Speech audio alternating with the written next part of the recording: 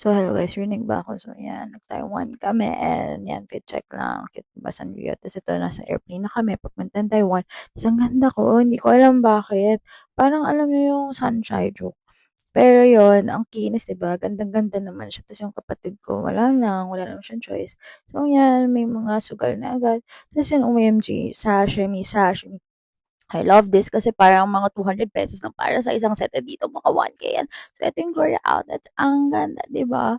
Pero wala kami nabili kasi medyo mahal din yung shoes, so 2,890. So, parang mga 6K din yung Vomero na yan. So, sa next trip na lang, sana. So, okay, baliw kami sa Coke at Sprite. Yan, nasa Simending na kami and daming tao. Ang cute niyan, eh, so you're so living pa ang mahal pero hindi ko nakabili. Ito, kuya, please bumaba ka diyan. Wala kang dapat patunayan ng pogi-pogi mo. Ayan, grabe na, huwag kang mahulog, please sa'kin ka na mahulog. So 'yan, Don Don Quixote. So meron din 'yan mga Japan in Japan, tapos mga sashimi and all. Sarap.